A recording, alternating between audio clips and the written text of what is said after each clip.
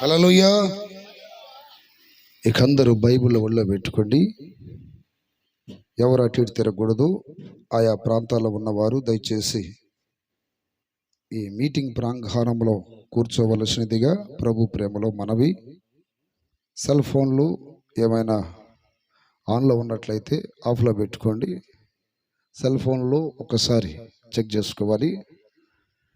మనం మాట్లాడితే దేవుడు మాట్లాడాడు, దేవుడు మాట్లాడితే మనం మాట్లాడకూడదు. దేవుని స్తోత్రం కలుగునగాక. మనం మాట్లాడితే ప్రభు మాట్లాడాడు. ప్రభు మాట్లాడాలంటే మనం మౌనంగా దేవుని మాటలు మనం నేర్చుకోవాలి.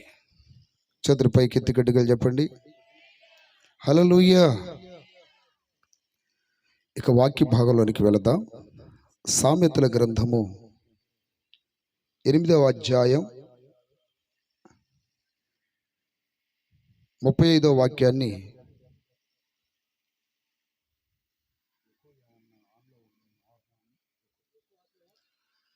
హల్లెలూయా.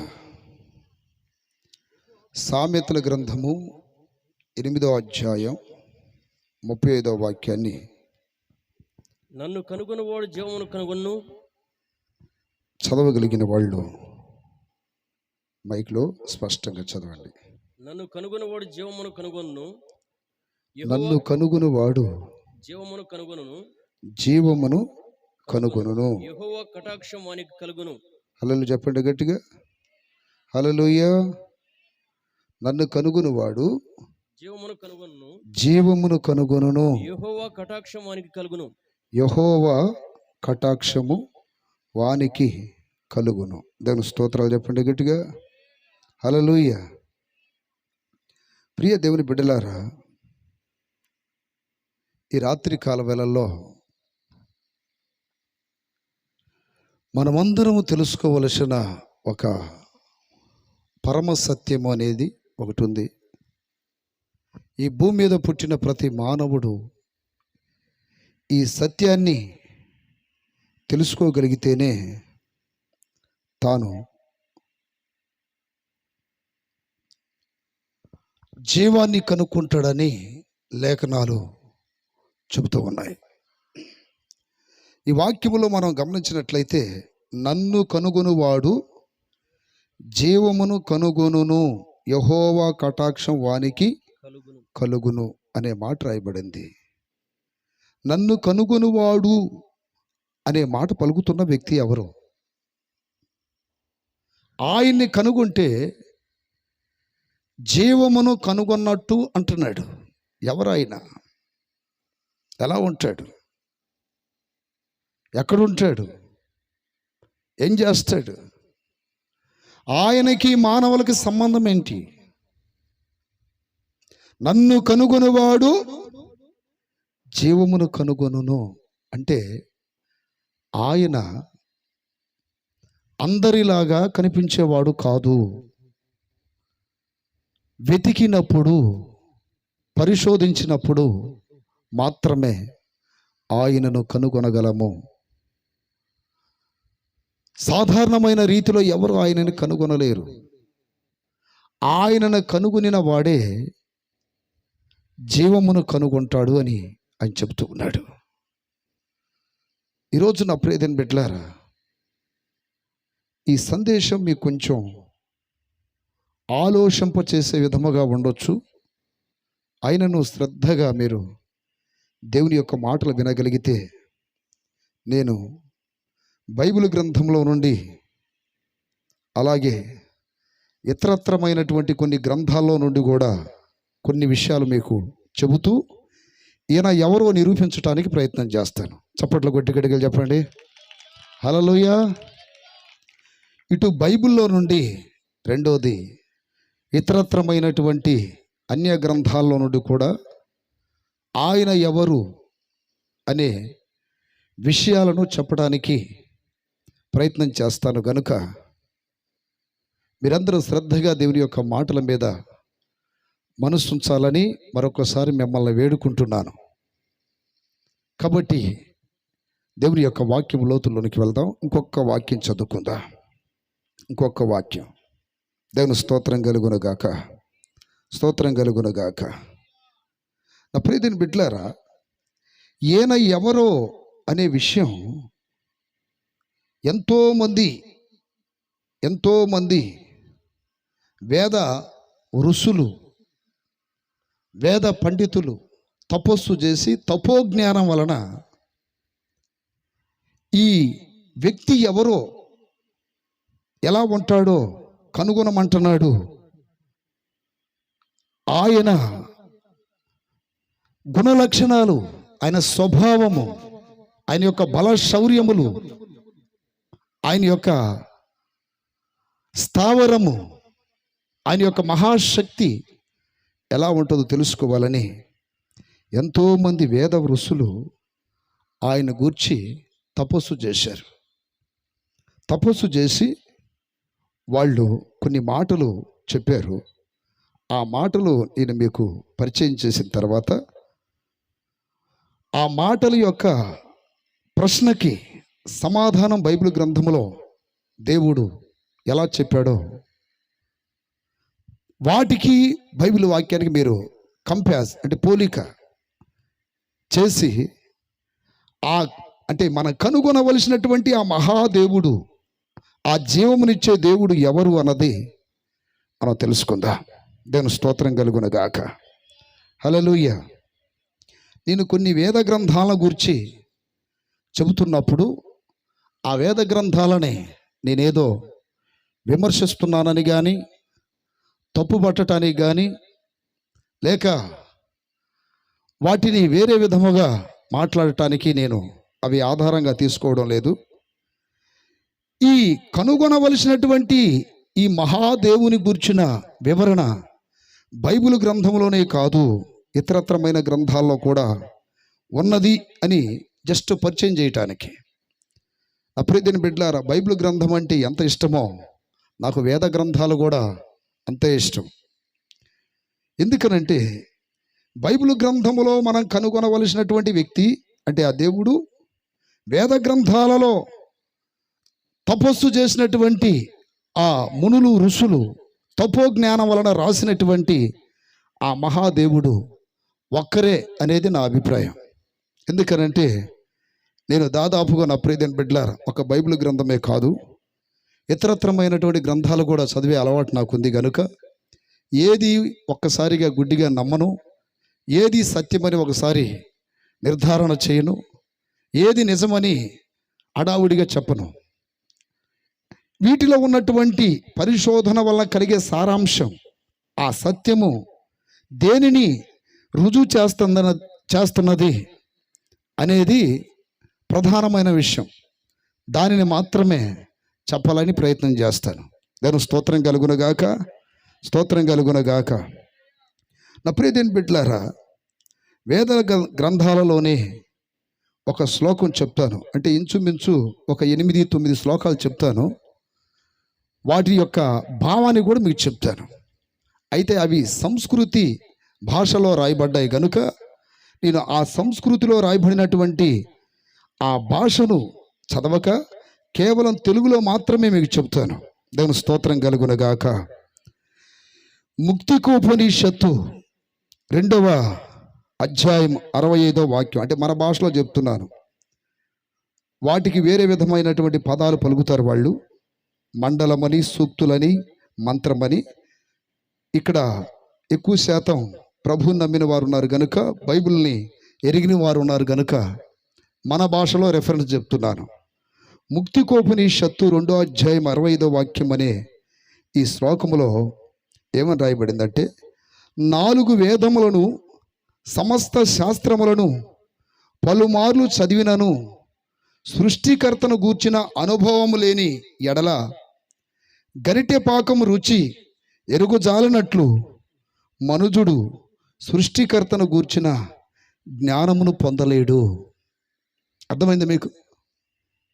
4 వేదములను సమస్త శాస్త్రములను పలుమార్లు చదివినను సృష్టికర్తను గూర్చిన అనుభవం లేని ఎడల గరిటె పాకం రుచి ఎరుగజాలనట్లు మనుజుడు సృష్టికర్తను గూర్చిన జ్ఞానము పొందలేడు అని రాయబడింది.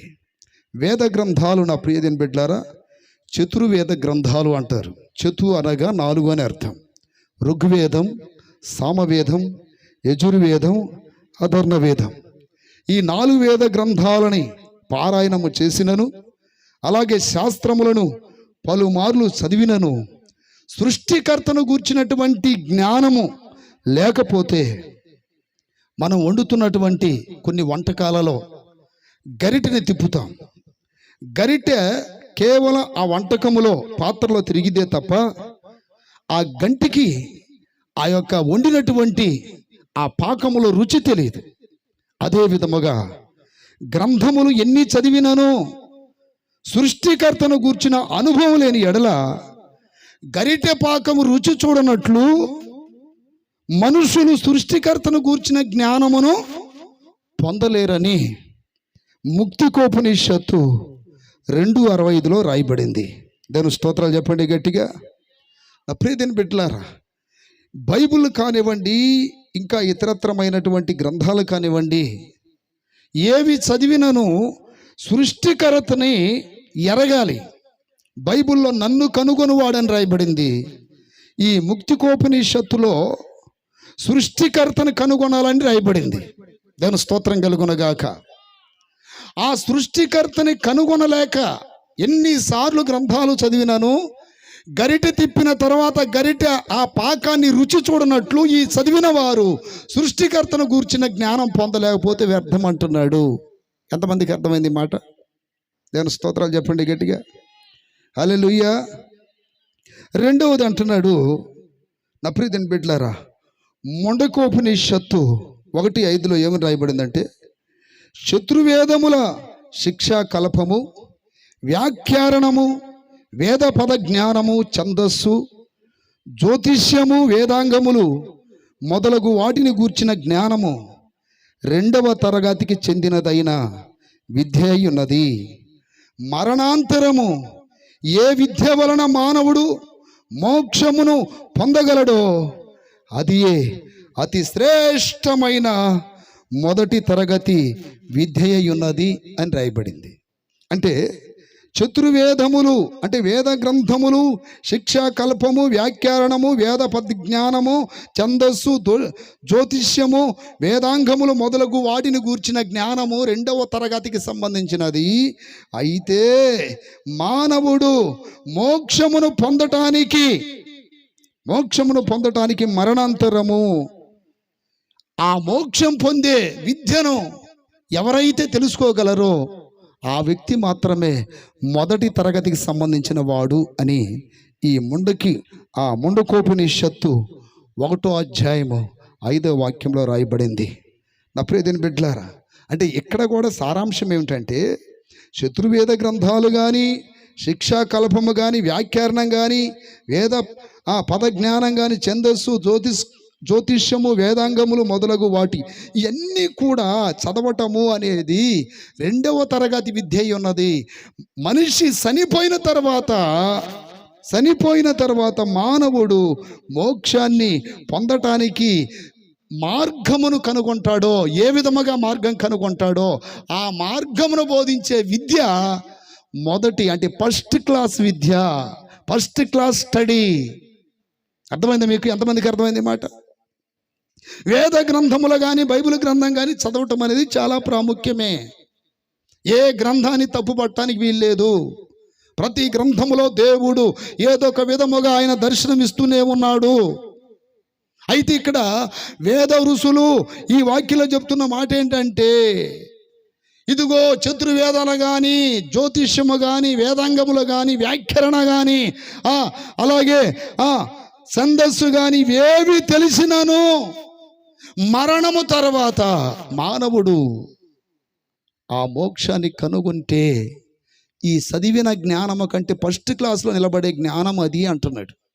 దాని స్తోత్రం కలుగునగాక. భూమి మీద మనిషి పుట్టేది 70, అధిక బలం ఉంటే 80 అని బైబిల్ గ్రంథం చెబుతుంది. 70 అధిక బలం ఉంటే 80. ఆ తర్వాత మానవుడు ఎక్కడికి వెళ్తాడు? చనిపోతాడు. చనిపోయిన తర్వాత ఎక్కడికి వెళ్తాడో అంటే ఆ విషయాన్ని ఆ మర్మాన్ని, ఆ సీక్రెట్ని భూమి మీద బ్రతికి ఉన్నప్పుడే తెలుసుకోగలిగితే ఈ భూప్రపంచములో అన్ని గ్రంథాల చదువు కంటే అది ఫస్ట్ క్లాస్ చదువని వేద గ్రంథం చెప్తూ ఉంది. ఈ భూమి మీద నా ప్రియదేని బిడ్డలారా, ఎన్నో రకాలైన చదువులు ఉన్నాయి. దేవుడు వారికి అనుగ్రహించిన మహాప్రేమ కృపకై వారి స్థాయిని బట్టి చదువుతూ ఉంటారు. బీటెక్ అని, ఎంటెక్ అని, పిహెచ్డి అని. తర్వాత కొంతమంది దైవ జ్ఞానాన్ని పటిష్ఠించాలని వేద గ్రంథాలను కానీ, బైబిల్ గ్రంథాన్ని కానీ పారాయణం చేస్తూ ఉంటారు. ఈ గ్రంథాలని చదవలసిన ఆవశ్యకత ఉంది. కానీ నీవు చనిపోయిన తర్వాత నీ యొక్క ఆత్మ మోక్షానికి ఏ విధముగా వెళ్ళగలదో, ఏ విధముగా అక్కడ చేరగలదో ఆ విద్యం తెలుసుకోవటమే అది మొదటి తరగతి విద్యని ఇదిగో ఈ 2వ శ్లోకంలో రాయబడింది. దేవుని స్తోత్రాలు చెప్పండి గట్టిగా. అలాగే 3వ విషయాన్ని కూడా చెప్తాను. నేను బైబిల్ గ్రంథంలో నుండి చెప్పక ముందు ఇవి జస్ట్ మీకు అవుట్లైన్ గుర్తు చేస్తున్నాను. ఇవి ఏమాత్రం తప్పు కానే కాదు. ఈ వేద గ్రంథాల్లో రాయబడిన విషయాలు తప్పు కానే కాదు. హలో చెప్పండి గట్టిగా, హల్లెలూయా. ఇంకోటి కేనోపనిషత్తు 2:5లో రాయబడిందండి. కేనోపనిషత్తు 2:5లో ఏమని రాయబడిందంటే ఈ లోకంలో ఉండగానే దేవుణ్ణి తెలుసుకోవాలి. ఎక్కడున్నప్పుడు తెలుసుకోవాలి? ఈ లోకములో ఉన్నప్పుడే దేవుణ్ణి తెలుసుకోవాలి. సచ్చిన తర్వాత తెలుసుకోలేవురా మానవుడు అంటున్నాడు. భూమి మీద బ్రతికి బట్టగడుతున్నప్పుడే, ఈ లోకములో ఉండగానే దేవుణ్ణి తెలుసుకోవాలి. అప్పుడే నిజమైన జీవితం నీకు దొరుకుతుంది. ఇక్కడ దేవుణ్ణి సాక్షాత్కరించుకోకపోతే గొప్ప వినాశనము కలుగుతుంది. తర్వాత అన్నాడు, జ్ఞానవంతులైన వారు సర్వజీవులలో దాగి ఉన్న దైవాన్ని తెలుసుకొని ఈ లోకాన్ని విడిచిన తర్వాత మోక్షాన్ని పొందుతారు అని రాయబడింది. దేవుని స్తోత్రం కలుగునుగాక. ప్రతి మానవుడు నన్ను కనుగొనాలని చెబుతున్న ఆ సృష్టికర్తని ఈ లోకములో ఉండగానే ఆయన్ని కనుగొనాలంట, తెలుసుకోవాలంట. అలా తెలుసుకున్నప్పుడే ఆ వ్యక్తి జీవితం నిజమైన జీవితం అవుతుంది. ఇక్కడ దేవుణ్ణి సాక్షాత్కరించుకోకపోతే గొప్ప వినాశనము కలుగుతుంది. అంటే ఆయన్ని కనుగొనకపోతే, ఈ సృష్టికర్తని కనుగొనకపోతే, ఈ మహాదేవుణ్ణి కనుగొనకపోతే గొప్ప వినాశనం కలిగిద్దని కేనోపనిషత్తు 2:5లో రాయబడింది. నా ప్రియదేని బిడ్డలారా, జ్ఞానవంతులైన వారంట సర్వజీవులలో దాగి ఉన్న దైవాన్ని తెలుసుకుంటారని ఈ యొక్క శ్లోకం చెప్తూ ఉంది. మానవుడు అన్నీ తెలుసుకోవడానికి ప్రయత్నం చేస్తాడు. సృష్టిలో ఉన్న ప్రతిదీ కనుగొనాలని ప్రయత్నం చేస్తాడు. కనుగొని ఏదో సాధించినట్టుగా కాలరెగరేస్తాడు.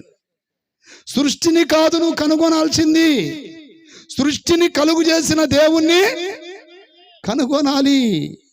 ఆయన్ని కనుగొనకపోతే నువ్వు బ్రతికి ఉన్నప్పుడు నీకు గొప్ప వినాశనం కలిగిద్దని వేద గ్రంథాలు చెబుతున్నాయి నాయన. ఆయన్ని కనుగొనాలి, ఎప్పుడు రాలిపోతావో తెలియదు, ఎప్పుడు కూలిపోతావో తెలియదు, ఎప్పుడు ఆవిరైపోతావో తెలియదు. బ్రతికి ఉన్నప్పుడే అన్నిటిని గూర్చి కనుగొంటున్న మానవుడు ఇదిగో ఈ మహాదేవుణ్ణి కనుగొనాలి. జీవమిచ్చే దేవుణ్ణి కనుగొనాలి. నరకం తప్పించే దేవుణ్ణి కనుగొనాలి. గొప్ప వినాశనం తప్పించే దేవుణ్ణి కనుగొనాలి. కనుగొనకపోతే వాడి జీవితం నిరర్థకమైపోతుంది అని వేద గ్రంథాలు చెబుతూ ఉన్నాయి. దేవుని స్తోత్రం కలుగునుగాక. ఆయన ఎలా ఉంటాడో చెబుతున్నాయి వేద గ్రంథాలు. నా ప్రియదేని బిడ్డలారా, వేద ఋషులు తపస్సు చేసి తపోజ్ఞానముతో కొన్ని విషయాలు చెప్పారు. ఆయన ఎలా ఉంటాడో, ఆయన ఏం చేస్తాడని కొన్ని విషయాలు చెప్పారు. కానీ పలానా వ్యక్తి అని పేరు మాత్రం వాళ్ళు చెప్పలేదండి. పలానా వ్యక్తి అని పేరు చెప్పలేదు. ఏనుగు ఎలా ఉంటుంది అని నలుగురు గుడ్డివారిని అడిగితే నలుగురు వెళ్ళి వేణుగును పట్టుకొని ఒక్కొక్కరు ఒక్కొక్క విధమైన వివరణ ఇచ్చారంట. ఒక వ్యక్తి తోకను పట్టుకొని ఏనుగంటే ఏమీ లేదు, చెరకోల్లాగుంటుంది అన్నాడంట. ఇంకొక వ్యక్తి దాని కాలు పట్టుకొని ఏనుగంటే ఏమి లేదు, ఒక స్తంభం లాగుంటుంది అన్నాడంట. ఇంకొక వ్యక్తి దాని యొక్క వీపును పట్టుకొని ఏనుగంటే ఏమి లేదు, ఒక గోడ లాగుంటుంది అన్నాడంట. ఇంకొక వ్యక్తి దాని యొక్క తొండం పట్టుకొని ఏనుగంటే ఏమి లేదు, ఒక రోకల బండలాగుంటుంది అన్నాడంట. ఆ నలుగురు గుడ్డి వాళ్ళు ఇలా ఉంటుంది అలా ఉంటుందని పోట్లాడుకుంటున్నప్పుడు కళ్ళు ఉన్నవాడు వచ్చి అన్నాడంట, నువ్వు చెబుతుంది నిజమే, తోక ఏనుగుదే, అలాగే నువ్వు చెప్పినట్టుగా స్తంభం అనబడుతున్న కాలు ఏనుగే, నువ్వు చెప్పినట్టుగా ఆ యొక్క వీపు గోడన్నావు కదా అది ఏనుగే, అలాగే నువ్వు చెప్పినట్టుగా ఆ తొండము అంటే రోకల బండ అన్నావు కదా అది ఏనుగే. మీరు చెబుతున్నట్టుగా మొత్తం ఏనుగులో పార్ట్లే అవి, కానీ మీరు విడివిడిగా చెప్పారు, అవన్నీ కలిస్తేనే ఏనుగైద్దని చెప్పినాడు. చప్పట్లు కొట్టి గట్టిగా చెప్పండి హల్లెలూయా. అవన్నీ కలిస్తేనే ఏనుగైద్ది. అలాగే దేవుని యొక్క గుణగణాలు, దేవుని యొక్క లక్షణాలు, దేవుని యొక్క ఆయన యొక్క విశిష్టత వేద ఋషులు చెప్పారు, ఇలా ఉంటాడు ఆయన. ఎందుకనంటే రోజులు సంవత్సరాల తరబడి తపస్సులు చేశారు, అన్న ఆహారాలు మానేసి తపో జ్ఞానం పొంది నా ప్రియని బిడ్డలారా వాళ్ళు రాసిన సత్యాలు ఇవి. దేవుని స్తోత్రాలు చెప్పండి. ఋగ్వేదం 10:121 మంత్రంలో ఏమని రాయబడిందంటే, ఎవని ద్వారా ఆకాశ విశాలపరచబడినదో, ఎవని ద్వారా భూమి స్థిరముగా నిలబడి ఉందో, ఎవని ద్వారా పరలోకము నక్షత్ర మండలం నిలపబడినదో, ఎవడు ఆకాశములోని నీటిని కొలవగలడో ఆయనను తప్ప ఇంకా ఏ దేవుణ్ణి మేము హవ్యలతో సేవిస్తాము, హవ్యలతో సేవిస్తాము. చూడండి, ఆ వేద ఋషులు చెప్తున్నారు, ఎవని ద్వారా ఆకాశం విశాలపరచబడినదో, ఎవని ద్వారా భూమి స్థిరముగా నిలబడి ఉందో, ఎవని ద్వారా పరలోకము నక్షత్ర మండలం నిలబడినదో, ఎవడు ఆకాశములోని నీటిని కొలవగలడో ఆయన తప్ప ఇక ఏ దేవుని మేము హవ్యలతో సేవిస్తాము. అంటే దేవుడు ఇలా ఉంటాడని చెప్పేసేసారు వాళ్ళు.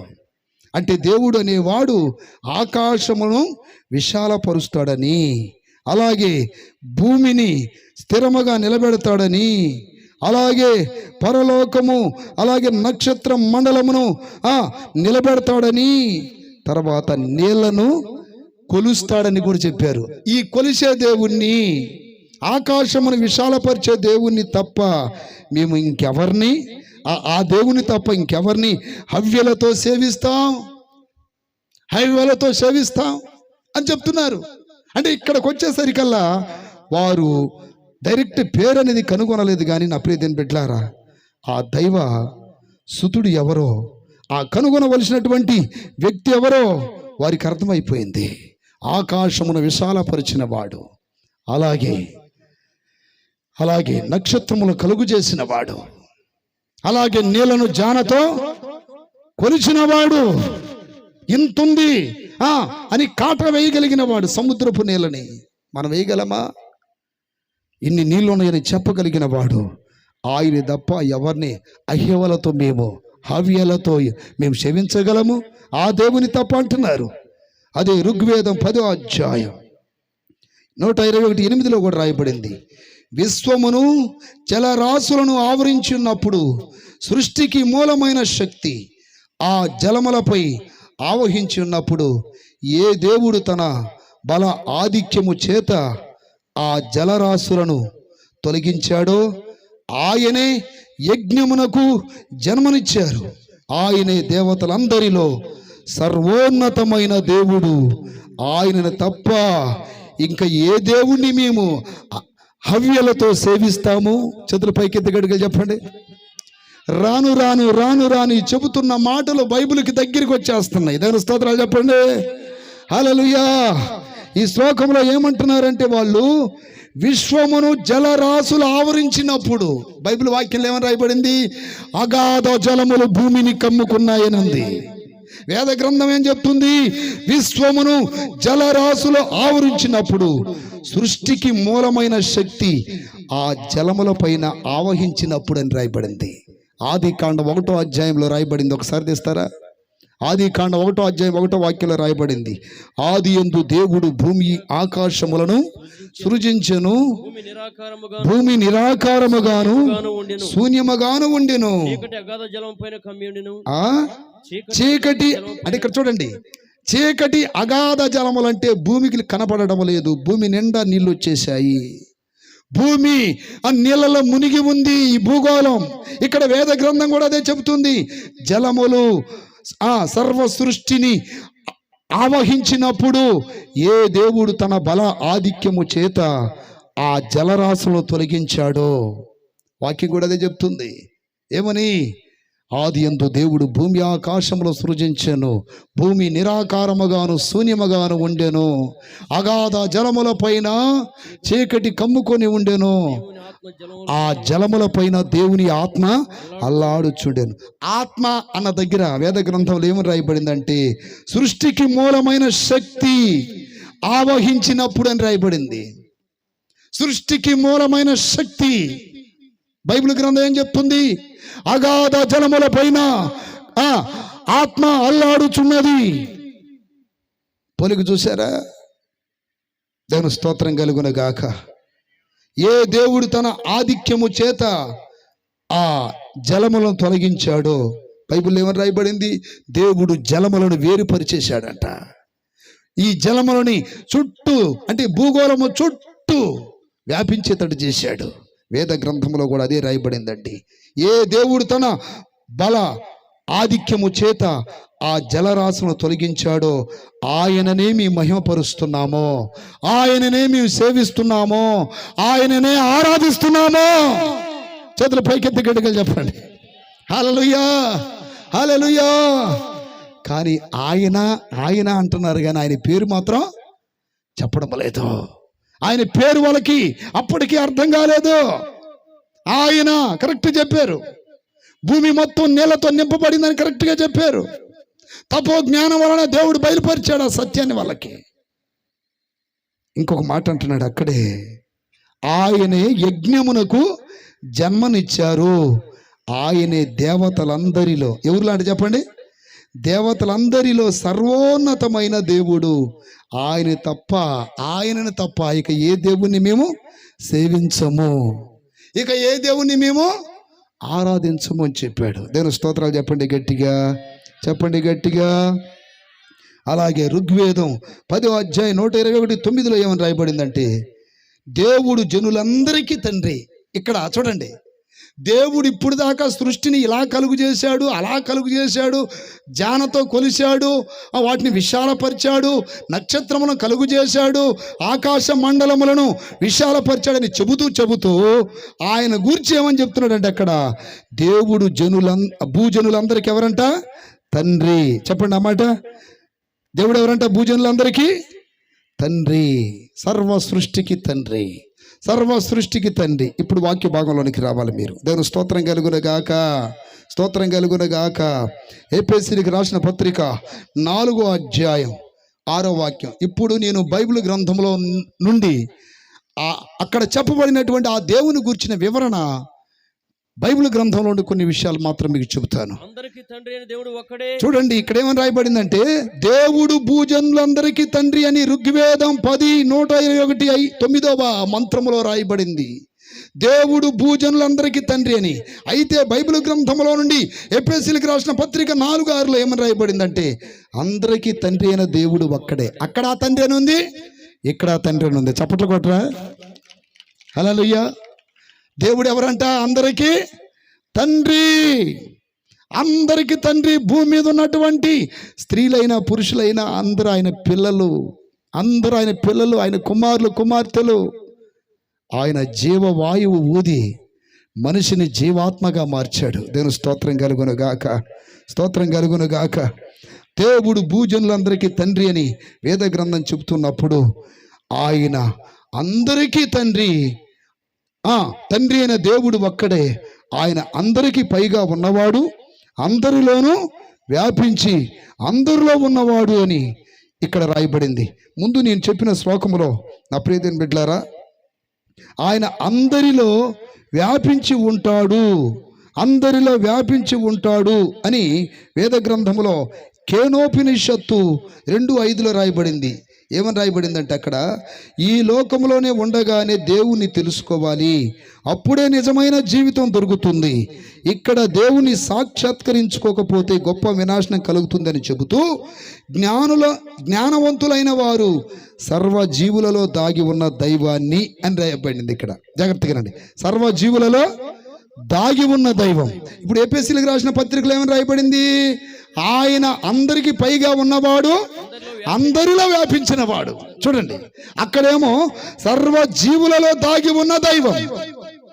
బైబిల్ గ్రంథములో అందరిలో వ్యాపించిన దైవం. చప్పట్లు కొట్టరా, హలో చెప్పండి గట్టిగా, హల్లెలూయా, హల్లెలూయా.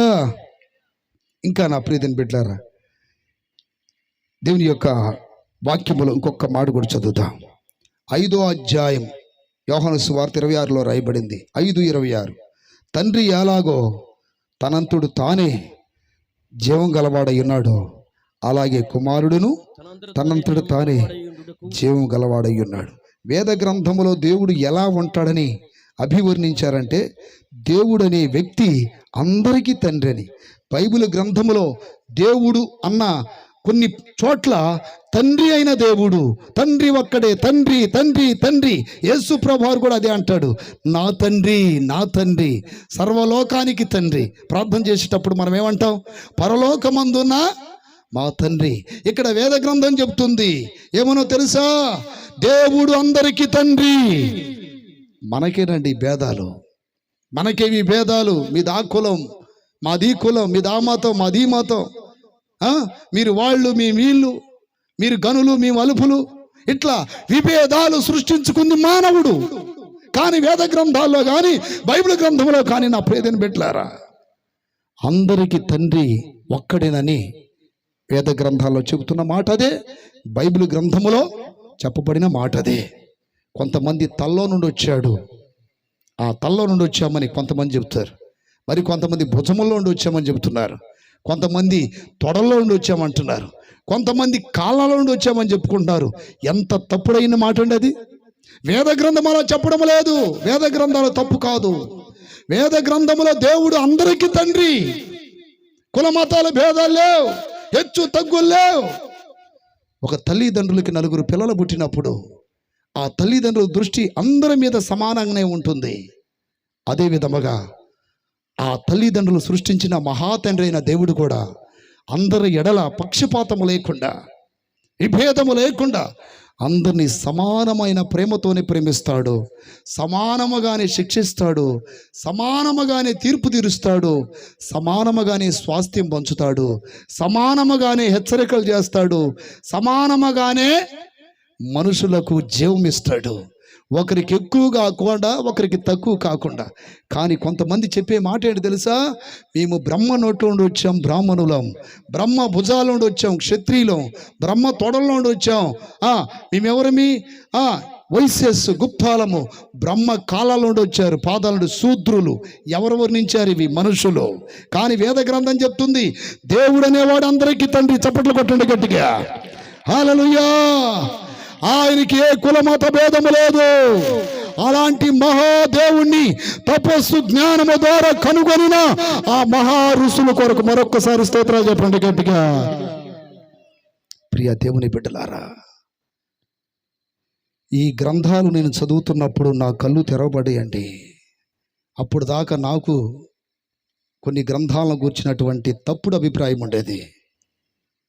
వేద గ్రంథాలు తప్పు కాదు, వేద గ్రంథాలలో ఉన్నటువంటి సారాంశం తెలుసుకోకపోవటమే తప్పు. వాక్యం చెప్తున్న మాట, ఆ వేదం చెప్తున్న మాట చూడండి. ఇంకొకసారి చెప్తాను. ఋగ్వేదం 10:121 9వ మంత్రములో దేవుడు భూజనులందరికీ తండ్రి అయినప్పుడు కొందరు నోట్లో నుండి వచ్చారని ఎలా చెప్పగలడు? కొందరు భుజాల నుండి వచ్చారని ఎలా చెప్పగలరు? కొంతమంది కాళ్ళ నుండి వచ్చారని ఎలా చెప్పగలరు? అలా ఎలా చెప్తారు? మీ పిల్లలకి అలాంటి అన్యాయము, అలాంటి పక్షపాత విభేదాలు చూపుతారా మనుషులే చూపకపోతే మనుషుల కంటే ఎంతో ఎంతో ప్రేమ, దయ, దాక్షణ్యం న్యాయవంతుడైన దేవుడు అలా చేయటం సాధ్యమేనా? అలా చేయటం న్యాయమేనా? అలా చేయగలడా? అలా చేయలేడండి. ఆయన అందరికీ ఒకే ప్రేమ చూపుతాడు. మనుషులు షరతులు పెట్టుకున్నారు. మనుషులు ఇలా అలా నియమించుకున్నారు. దేవుని స్తోత్రం కలుగునగాక. లోకంలో ఒక సామెత ఉంది, బలవంతుడు బలహీనుడిని అణిసివేస్తా ఉన్నాడు. బలవంతుడు ఏం చేస్తున్నాడు? బలహీనుడిని అణిసివేస్తున్నాడు. జ్ఞానము కలిగిన వాడు అజ్ఞానిని మోసం చేస్తూ ఉన్నాడు. అర్థమైంది? ముందుకు పరిగెత్తుతున్న వాడు వెనక వాళ్ళని అడ్డదారిలో నడిపిస్తూ ఉన్నాడు. ముందు వెళ్ళిన వాడికి సత్యమేదో తెలిసింది, కానీ ఆ సత్యం చెప్పట్లా. ఎందుకని? హెచ్చు తగ్గులు ఉండవు కదా. అందుకని అప్రియదేని బిడ్డలారా, బైబిల్ వాక్యం ఎఫెసీ 4:6లో కూడా దేవుడు అందరికీ తండ్రి అని రాయబడింది. అందరికీ తండ్రి అని రాయబడింది. దేవుని స్తోత్రం కలుగునగాక. ఇప్పుడు ఆ వేద గ్రంథంలో ఏమని రాయబడిందంటే, దేవుడు భూజనులందరికీ తండ్రి, ఆయన మాకు ఏ హాని చెయ్యడు. ఏమంటున్నారు వేద వరుసలు? దేవుడు మాకు ఏ హాని చెయ్యడు. ఆయన లోకమునకు ఏ కీడు చెయ్యడు. చేయని ఆధారభూతుడు. ఆయన సర్వమును కలుగు చేశారు. విస్తారమైన జలరాశులను, సంతోషమిచ్చు జలములను ఆయన కలుగు చేశాను. ఆయన తప్ప ఇక ఏ దేవుని మేము సేవిస్తాము? చూడండి, నిర్ణయించుకున్నారు వాళ్ళు. ఆ దేవుని తప్ప ఇక మేము ఏ దేవుణ్ణి మేము సేవిస్తాం, పూజిస్తాం. దేవుని స్తోత్రం కలుగును గాక. ప్రియ దేవుని బిడ్డలారా, అయితే ఇంకొక 2 విషయాలు అది కూడా చెప్పి నేను బైబిల్లోకి వస్తాను. ఋగ్వేదము 10:81 మంత్రం. సృష్టి కాలమున విశ్వకర్మ దేనిని ఆశ్రయించువాడు ఎచట నుండి ఎట్లు అతన్ని సృష్టి కార్యం ప్రారంభించాడు. విశ్వదర్శకుడగు విశ్వకర్మ ఏ స్థానమున నిలిచి భూమిని నిర్మించినాడు, ఆకాశం ఏర్పరిచినాడు. ప్రశ్న అంటే సృష్టిని ఎలా కలుగు చేశాడు? దాని బేస్, దాని ప్రారంభం ఎలా కలిగింది? ఎవరు చెప్పగలరు? ఎవ్వరు చెప్పలేరు అని చెబుతూ ఇంకో మాట అంటున్నాడు. అదే ఋగ్వేదం 10:129 మంత్రములో, ఈ సృష్టి ఎక్కడ నుండి వచ్చినది, ఎక్కడ నుండి అది ఉత్పన్నమైనది? దేవతలు సృష్టికి తర్వాత కలిగిన వారు కావున ఈ సృష్టి ఎవరి వలన కలిగినదో నిజముగా ఎవ్వరికీ తెలియదు. ఈ లోకంలో ఆ సంగతి మనకు ఎవరు వివరింపగలరు? అర్థమైంది మీకు? దేవతలు కూడా సృష్టి తర్వాత వచ్చిన వాళ్ళంట. ఇప్పుడు దేవతలను మనం అడిగి ఈ సృష్టి ఎలా చేశాడు దేవుడు, కలుగు చేసిన సృష్టికర్త ఎవరని మనం దేవతలను అడిగితే దేవతలు కూడా చెప్పే అవకాశం లేదంట. ఎందుకో తెలుసా? దేవతలు కూడా సృష్టి తర్వాత పుట్టిన వాళ్ళే. అర్థమైంది మీకు? దేవతలు కూడా ఎవరండి? సృష్టి తర్వాత పుట్టిన వాళ్ళు. వాళ్ళకు కూడా ఈ సృష్టిని ఎవరు కలుగు చేశారు ఎవరికి తెలియదు. ఇప్పుడు ఆ సృష్టికర్త, ఆ సృష్టిని కలుగు చేసిన వాడు ఎవరు ఎలా ఉంటాడు అని కొన్ని ప్రశ్నలు వేస్తూ, ఆయన తండ్రిలాగుంటాడు. ఆయన ఆకాశ మండలమును విశాలపరచి నీళ్లను కొలిచిన వాడు. ఆయన ఇలా అలా అని చెప్పబడిన వేద గ్రంథాలలో ఉన్నటువంటి ఆ ప్రశ్నలకి బైబిల్ గ్రంథం చెబుతున్న సమాధానాలు గమనించాలి. దేవుని స్తోత్రాలు చెప్పండి, గట్టిగా చెప్పండి. హల్లెలూయా. నా ప్రియ దేవుని బిడ్డలారా, బైబిల్ గ్రంథములో ఈ సృష్టిని కలుగు చేసినటువంటి దేవుడు ఎవరు అనే విషయాలని బైబిల్ గ్రంథములో కొన్ని విషయాలు మాత్రం మీకు చెబుతాను, గమనించండి. దేవుని స్తోత్రం కలుగును గాక. 1 కొరింథీయులకు రాసిన పత్రిక 8వ అధ్యాయం 6వ వాక్యం ఏమని రాయబడిందంటే, ఆకాశమందైనను 1 కొరింథీ 8:6 ఆకాశమందైనను భూమి మీదనైనను దేవతలనబడినవి యున్నను. చూడండి, దేవతలు వేరు, దేవుడు వేరు. వేద గ్రంథం కూడా అదే చెబుతుంది. సృష్టి తర్వాత పుట్టిరి దేవతలు అని రాయబడింది, కానీ దేవుడు వేరు. మళ్ళీ ప్రపంచం మొత్తానికి ఉండేది ఒకే ఒక్క దేవుడు, ఒకే ఒక్క దేవుడు, ఒకే ఒక్క దేవుడు. ఆ దేవుని యొక్క గుణలక్షణాలు ఎలా ఉంటాయి అంటే సర్వ సృష్టిని కలుగు చేసిన విధముగా ఉంటాయి. సర్వ సృష్టిని కలుగు చేసిన విధముగా ఉన్న ఆ దేవుడే సృష్టించగలడు, లయపరచగలడు, అంటే నాశనం చేయగలడు. దాని యొక్క ప్రారంభం కానీ దాని వినాశనం కానీ ఆయన చేతిలోనే ఉంటుంది. అయితే బైబిల్ గ్రంథం చెబుతున్న మాట ఏంటంటే మనకి ఒక్కడే దేవుడున్నాడు, ఆయన తండ్రి. చూడండి ఇక్కడ కూడా ఏం రాయబడింది? ఆయన తండ్రి. దేవుడనే ఆ మహా వ్యక్తి తండ్రి తండ్రి తండ్రి అని రాయబడింది. దేవుని స్తోత్రాలు చెప్పాలి గట్టిగా. మనకి ఒక్కడే దేవుడున్నాడు, ఆయన తండ్రి. ఆయన నుండి సమస్తమును కలిగెను. ఆయన నుండి సమస్తమును కలిగెను. భూమి ఆయన వలన కలిగింది. మనం చూస్తున్న ఆకాశం ఆయన వలన కలిగింది. నక్షత్రములు ఆయన వలన కలిగాయి. అలాగే సూర్య చంద్రులు ఆయన వలన కలిగారు. చతుస్పాద జంతువులు, అలాగే పురుగులు, పక్షులు, మానవుడు, ఈ అఖిల బ్రహ్మాండమైన సృష్టి మొత్తం కూడా ఆయన వలనే కలిగింది. ఆయన నుండి సమస్తము కలిగినని చెబుతూ ఆయన నిమిత్తము మనమున్నాము. మరియు మనకు ప్రభువు ఒక్కడే, ఆయన యేసుక్రీస్తు. ఆయన ద్వారా సమస్తమును కలిగెను, మనము ఆయన ద్వారా కలిగిన వారము. చేతులు పైకెత్తి గట్టిగా చెప్పండి హల్లెలూయా. వేద గ్రంథాలలో రాయబడిన ఆ సారాంశమునకు, ఆ ప్రశ్నలకు బైబిల్ చెప్తున్న సమాధానం ఏంటంటే ఆయన సృష్టికర్త, ఆయన తండ్రి. వాక్యంలో కూడా అదే రాయబడింది. ఆయన తండ్రి, ఆయన సృష్టికర్త, సమస్తము ఆయన నుండే కలిగినవి అని రాయబడింది. ఈ రోజున మానవుడు సృష్టిని కనుగొన్నాడు కానీ సృష్టికర్తనే కనుగొనలేదండి. ఇంకా సృష్టిని కనుగొన్నాడు, సృష్టిలో ఏమేమి కావాలో ఎన్ని కనుగొన్నాడు, కానీ అవి కలుగు చేసిన సృష్టికర్తని కనుగొనలేదు. ఒక వ్యక్తి పైకి వస్తారా? మార్కు ఒకసారి నేను కొన్ని ఎగ్జాంపుల్ చెప్తాను మీకు అర్థమయ్యే రీతిలో. చేతులు పైకెత్తి గట్టిగా చెప్పాలి. దేవుడు ఎక్కడ ఉన్నాడని ఎవరైనా ప్రశ్నిస్తే ఎక్కడున్నాడని చెప్పగలం?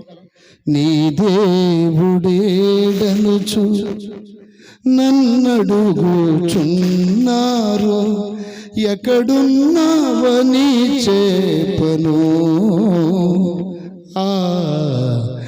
ఎలా ఉన్నావని చూపను, ఎక్కడున్నావని చెప్పను, ఎలా ఉన్నావని చూపను. చెప్పండి. నీ దేవుడేడనుచు.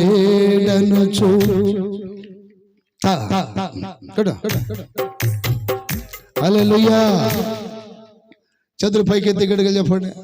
నీ దేవుడు ఏడంటే ఎలా చెప్పగలము? ఎక్కడున్నాడు ఆయన? దేవుడు ఎక్కడున్నాడు చెప్పు? దేవుడు ఎక్కడున్నాడు చెప్పు? దేవుడు ఎక్కడున్నాడు? వేద గ్రంథంలో చెప్తుంది అందరిలో ఆయన ఉన్నాడు. వాక్యం చెప్తుంది అందరిలో వ్యాపించాడు. చప్పట్లు కొట్టి గట్టిగా చెప్పండి. అందరిలో ఉన్నాడు. అన్ని జీవులలో దైవత్వం ఉన్నదని వేద గ్రంథం చెప్తున్నప్పుడు బైబిల్ గ్రంథం చెప్తున్న మాట ఏంటంటే ఆయన అందరిలో వ్యాపించి ఉన్నాడని చెప్తుంది. ఆయన ఎట్ట ఉంటాడు చూపించండి అంటే ఎలా చెప్తారండి? ఇప్పుడు ఎగ్జాంపుల్, ఈ లైట్లన్నీ దేని ద్వారా వెలుగుతున్నాయి? కరెంటు ద్వారా. కరెంట్ ఒకసారి చూపిస్తావా? ఒకసారి చూపించలేము. కరెంట్ చూపి. లైట్ కరెంట్ ఎలా ఉంటుందో చూపిమంటే లైట్ చూపిస్తున్నాడు చూడండి. కరెంటును చూపించగలరా? అంత మాత్రాన కరెంట్ లేదా? గాలిని అనుభవిస్తున్నాం, గాలి ఎలా ఉంటుందో చూపియండి అంటే చూపించగలమా? చూపిలేం. దేవుని స్తోత్రం కలుగునగాక. మరికొంతమంది అసలు దేవుడు లేడు, గీవుడు లేడు, ఏంటండి ఈ వాదన మాకు? ఏదో మా బ్రతుకులు ఇలా బ్రతకనివ్వండి, ఎందుకు ఈ వాదనలో అన్న విధానంలో మాట్లాడతారు. వేద గ్రంథం ఏం చెప్పిందో తెలుసా? నీవు భూమి మీద జీవిస్తున్న దినాలలో ఆ మహాదేవుని తెలుసుకోకపోతే నువ్వు వినాశనం అయిపోతావని వేద గ్రంథం చెప్తుంది. వినాశనం అయిపోతావంట సృష్టికర్తను తెలుసుకోకపోతే. వాక్యం చెప్తుంది, నన్ను కనుగొనువాడు జీవమును కనుగొనినట్లే. ఇప్పుడు దేవుని యొక్క వాక్యములో నా ప్రియమైన బిడ్డలారా, దేవుడే స్వయంగా చెప్తూ ఉన్నాడు. 100వ కీర్తన 3వ వాక్యం చదవండి. 100వ కీర్తన 3వ వాక్యములో దేవుని స్తోత్రం కలుగునుగాక. యెహోవాయే దేవుడని తెలుసుకొనుడి. యెహోవాయే దేవుడని తెలుసుకొనుడి. చప్పట్లు కొట్టండి గట్టిగా. హల్లెలూయా.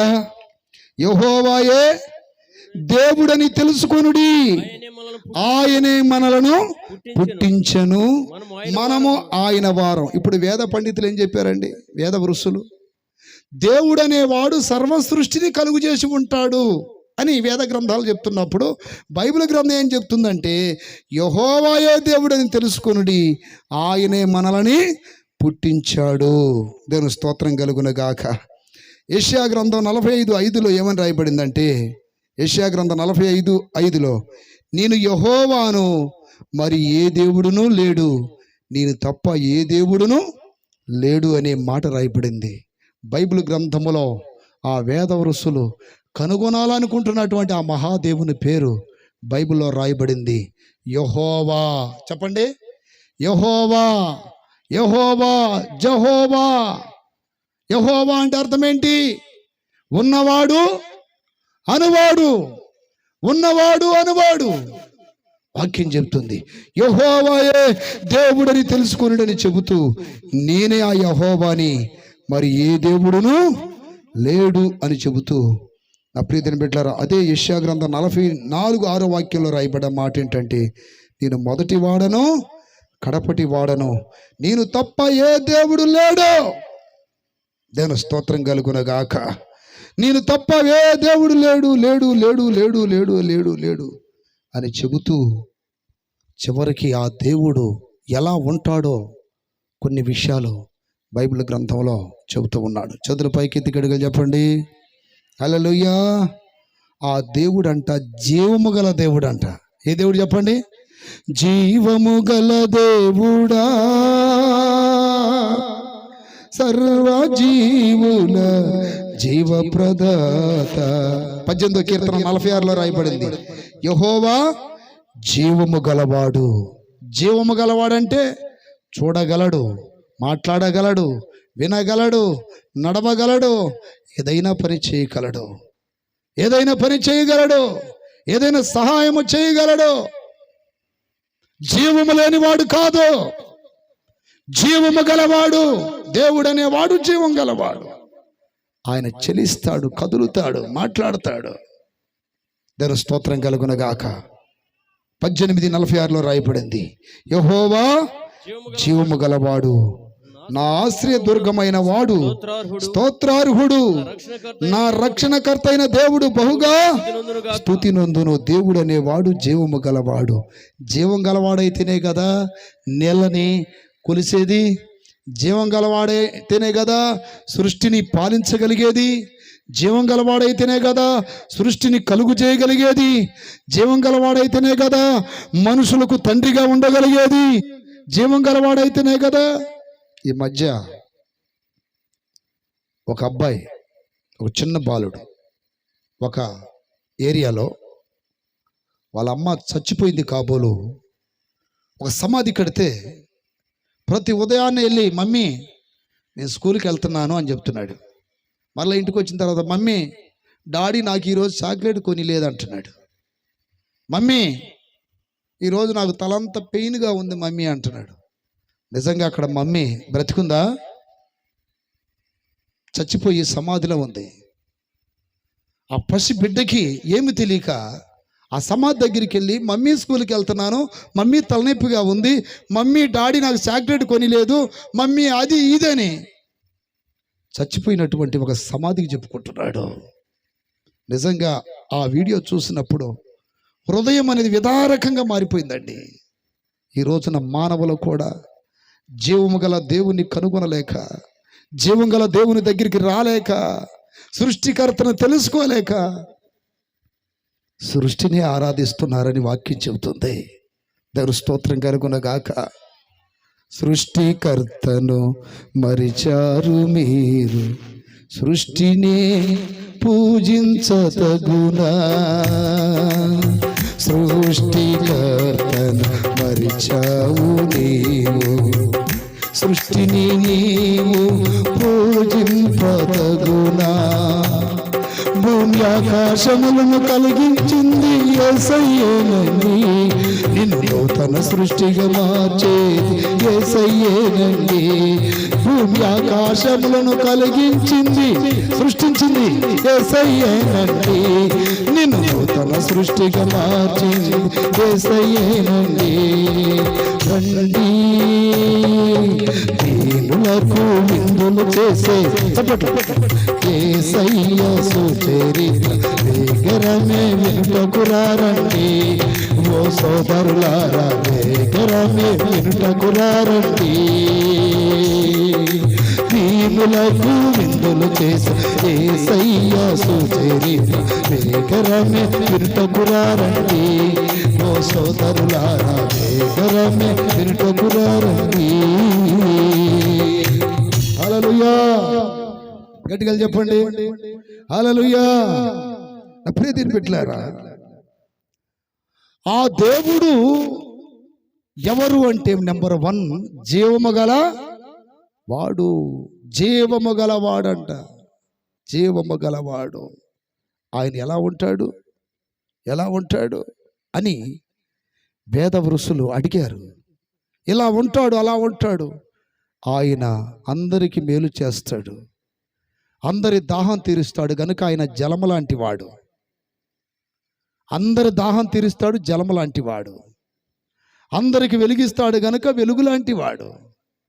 అందరినీ హల్లెలూయా అందరినీ ప్రేమిస్తాడు గనుక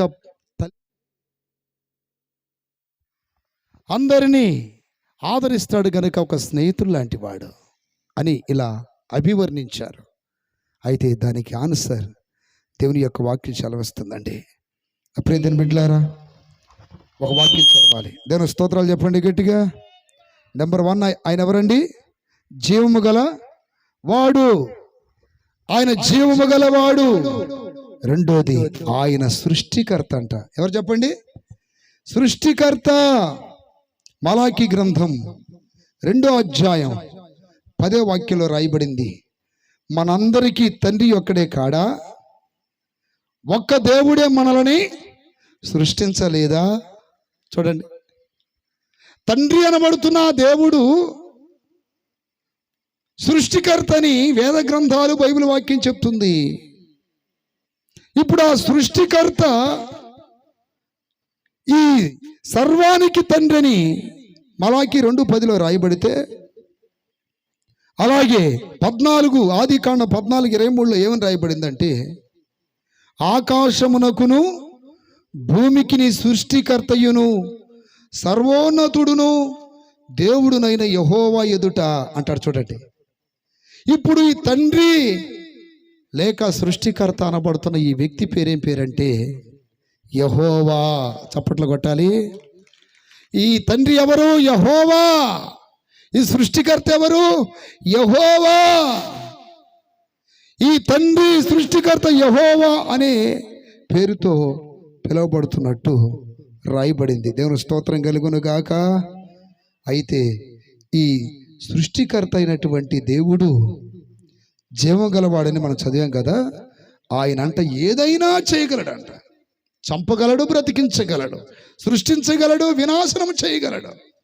ఈ రోజున అక్కడక్కడ భూకంపాలు, ప్రకృతి వైపరీత్యాలు, ఎన్నో విపత్తులు జరుగుతున్నప్పుడు అయ్యో మా కర్మ, అయ్యో వాళ్ళ కర్మ కర్మ కర్మ అంటారు చాలామంది మనుషులు.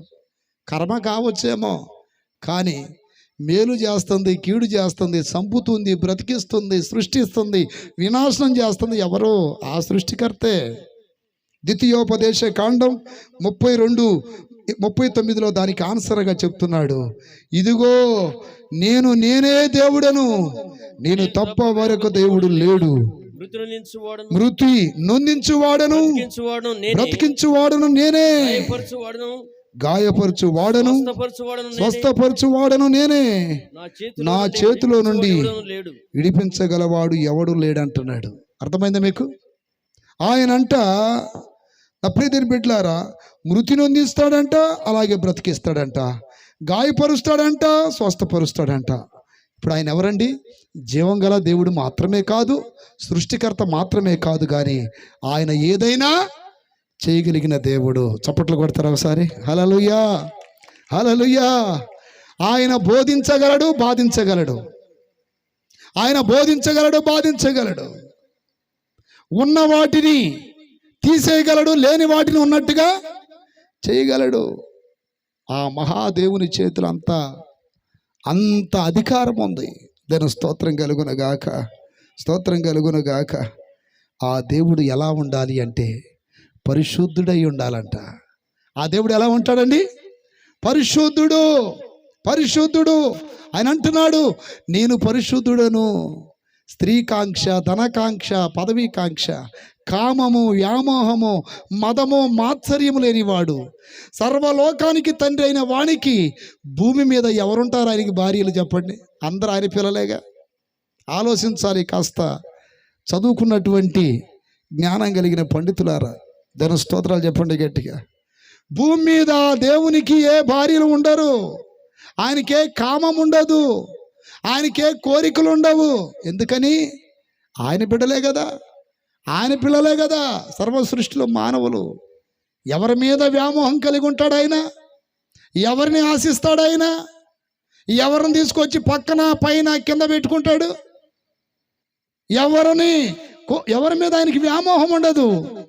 కానీ కొంతమంది ఇట్లాంటి ఆశలు కలిగిన వాళ్ళని దేవుళ్ళని పూజిస్తున్నారు. కొంతమంది తెలియక.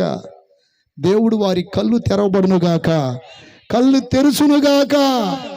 ప్రియ దేవుని బిడ్డలారా, దేవుడు తండ్రి ఎలా ఉండాలంటే పరిశుద్ధుడిగా ఉండాలి. యెహోషువ గ్రంథం 24:19 రాయబడింది. అందుకు యెహోవా పరిశుద్ధుడు. ఏమంటున్నాడండి? యెహోవా పరిశుద్ధుడు. అదే సమయాలు 1 గ్రంథం 2:2 కూడా నా ప్రియమైన బిడ్డలారా హన్నా అంటుంది, యెహోవా వంటి పరిశుద్ధ దేవుడు ఎక్కడనో లేడు. ఎవరంట ఆయన?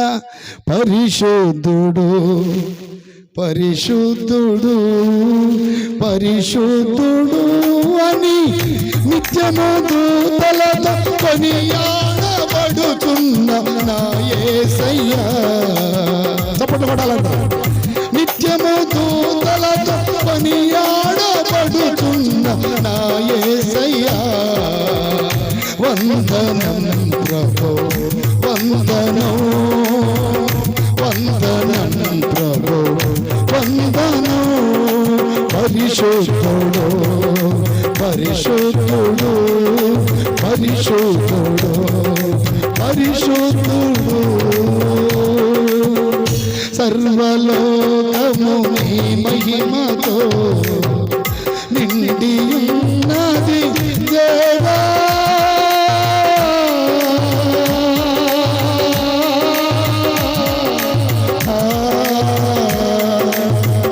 సర్వలోకము నీ మహిమతో నిండి ఉన్నది దేవా.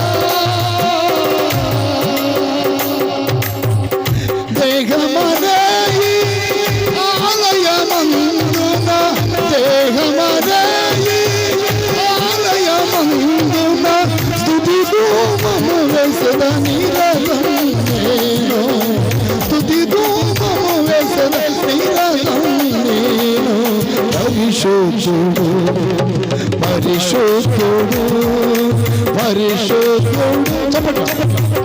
నిత్యము దూతలతో కొనియాడబడుతున్న నా యేసయ్యా. నిత్యము దూతలతో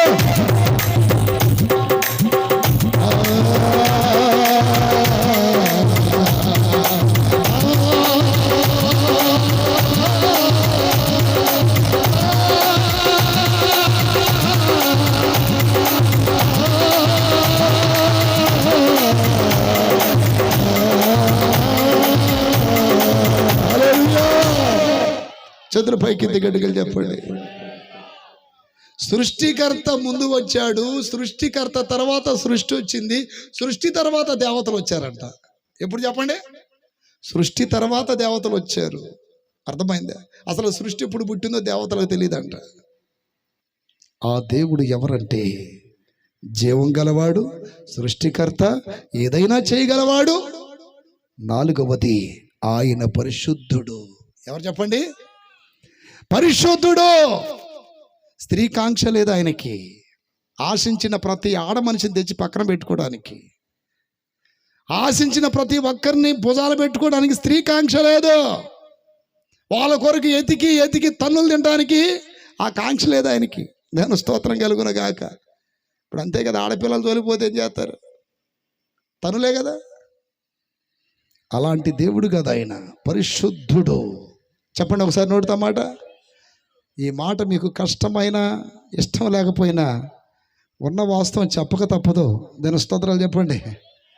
ఆయన ఎవరు? పరిశుద్ధుడు. నీలాంటి పాపి కాదు ఆయన. నీలాంటి పాపి అయితే మానవునుకున్నటువంటి అదిగో ఆ ఇచ్ఛలు కోరికలుంటే అతను దేవుడు ఎలా అవుతాడు? ఆ ఇచ్ఛల కోరికలుంటే అతడు మానవుడేగా. మనుషులకి ఆదర్శనీయమైన వ్యక్తి ఎలా అవుతాడు? అంటే నేను ఈ పని చేస్తున్నాను, మీరు కూడా చేసుకోండి ఆ పనులనే. No no no no no అలాంటి వ్యక్తులు దేవుళ్ళు కాదు. దేవుడు అనేవాడు పరిశుద్ధుడని వేద ఋషులు చెప్తున్నారు. స్త్రీ కాంక్ష ఉండకూడదు, పదవి కాంక్ష ఉండకూడదు, కామం ఉండకూడదు, వ్యామోహం ఉండకూడదు, మదం ఉండకూడదు, మాత్సర్యం ఉండకూడదు. ఆయన చూపులలో, నడకలో, మాటల్లో, ప్రవర్తనలో, ఆచరణలో, జీవన శైలిలో ఎక్కడా యేసయ్య ఒక దినాన్ని అంటాడు, నాలో పాపం ఉందని మీలో ఎవరైనా నిరూపించగలరా? చూడండి, ఆయన స్త్రీలను ఎంత గౌరవంగా పిలిచాడు. అమ్మా, ఏమని పిలిచాడంట? అమ్మాని. ఎట పిలిచాడు? కుమారి. యేసయ్య వయసు అప్పుడు ఎంతండి? 33.5 సంవత్సరాలు కాబోలు. ఒక పెద్ద స్త్రీని ఏమన్నాడు? కుమారి. దేవుని స్తోత్రం కలుగును గాక. ఈ తండ్రి గురించి చెప్పిన తర్వాత కుమారుడు గురించి 2 మాటలు కూడా చెప్తా లాస్ట్లో. ఆ తండ్రి కుమారుడికి ఎలా వచ్చాడన్నది చేతుల పైకి గట్టిగా చెప్పండి. ఇదిగో ఆయన ఎవరంటే పరిశుద్ధుడు. తర్వాత ఆయన అనంత జ్ఞాని అంట. ఎవరు చెప్పండి? అనంత జ్ఞాని. సమూయేలు మొదటి గ్రంథం 2:3లో రాయబడింది. ఆయన అనంత జ్ఞాని అంటే ఏంటి? అన్నీ ఎరిగినవాడు. ఆయనకి మరుగైనదేది లేదు. భూత వర్తమాన భవిష్యత్తు కాలాలలో జరిగిపోయినది, జరుగుతున్నది, జరగబోయే అన్నీ ఆయనకి తెలుసు. ఆయన అనంత జ్ఞాని. జరిగిపోయినవి మనకు తెలియదు, జరుగుతున్నాయే మనం తెలుసుకుంటున్నాం, చూడగలం. జరగబోయేది మనకు తెలియదు. కానీ ఆయన అనంత జ్ఞాని కనుక ఆయనకు అన్నీ తెలుసు అంట. జరిగిపోయినది, జరుగుతున్నది, జరగబోయేది. అప్రీతిని పెట్టారా? అలాంటి గొప్ప దేవుడు ఆయన. అలాంటి గొప్ప దేవుడు ఆయన. దేవుడు ఎవరో తెలుసా? 5వది ఆయన యథార్థవంతుడంట. కీర్తనలో 18:30. ఆయన ఎక్కడ న్యాయం తప్పుడు, యథార్థంగా ఉంటాడు. పక్షపాతం ఉండదు. డూప్లికేట్ వ్యక్తి కాదు, మాయగాడు కాదు, వేషధారి కాదు. ఆయన ఎవరు? యథార్థవంతుడు. ఆయన మాట యథార్థమైనది, ఆయన పలుకు యథార్థమైనది, ఆయన పనులు యథార్థమైనవి. చప్పట్లు కొట్టి గట్టిగా చెప్పండి. హల్లెలూయా, హల్లెలూయా. యథార్థమైన వాడు. ఇన్ని లక్షణాలు ఆయనలో ఉంటే కొన్ని మాత్రమే మీకు చెప్పాను. ఆ దేవుడు భూమి మీదకి మానవ రూపం ధరించాలి. ఎందుకో తెలుసా? ఆ దేవుడు ఎలా వచ్చాడని బైబిల్ గ్రంథం చెప్తుందంటే దేవుని యొక్క వాక్యంలో నా ప్రియమైన బిడ్డలారా, మత్తయి సువార్త 11:27లో అంటే కుమారుడు గురించి చెప్తాను కొన్ని విషయాలు. ఆ తండ్రి 11:27లో రాయబడింది, సమస్తమును నా తండ్రి చేత నాకు అప్పగింపబడి ఉన్నది. చూడండి, సమస్తమును నా తండ్రి చేత నాకు అప్పగింపబడి ఉన్నది. తండ్రి గాక ఎవడను కుమారుని ఎరుగడు. కుమారుడు గాకను కుమారుడు ఎవనికి ఆయనను బయలుపరచను ఉద్దేశించును వాడు గాక మరి ఎవడును తండ్రిని ఎరుగడు. ఏమని రాయబడింది ఇక్కడ? సమస్తమును తండ్రి చేత నాకు అప్పగింపబడి ఉన్నవి, అన్నీ నా స్వాధీనంలో ఉన్నవి. సముద్రం మీద ఆయన వెళ్తూ ఉన్నప్పుడు సముద్రము గాలి తుఫాను చేత అలా అలా వెగిచి పడుతుంటే గద్దించాడంట. గాలి తుఫాను ఆగిపోయింది. అంటే ప్రకృతి మీద ఆయనకు అధికారం ఉంది. హల్లెలూయా. సముద్రాన్ని గద్దిస్తే నిమ్మలమైంది. సముద్రం మీద ఆయనకు అధికారం ఉంది. దయ్యాల మీద అధికారం ఉంది. సాతాను శక్తుల మీద అధికారం ఉంది. సమస్తము ఆయనకి అప్పగించబడిందట. ఎవరైనా కుమారుడు, బైబిల్ వాక్యం చెప్తుంది తండ్రి కుమార పరిశుద్ధాత్మ దేవుడు అని. దేవుళ్ళు కాదు, దేవుడే. తండ్రి కుమార పరిశుద్ధాత్మ దేవుడు. కోడిగుడ్డు ఉంది, పై పెంకుంటుంది, లోన తెల్ల సోన ఉంటుంది, అలాగే పసుపు కరగడం ఉంటుంది. 3 విధములుగా కనపడిన కోడిగుడ్డు 3 కాదు కదా, 3 కలిపి ఒక్కటే. దేవుడు కూడా త్రియేక దేవుడు.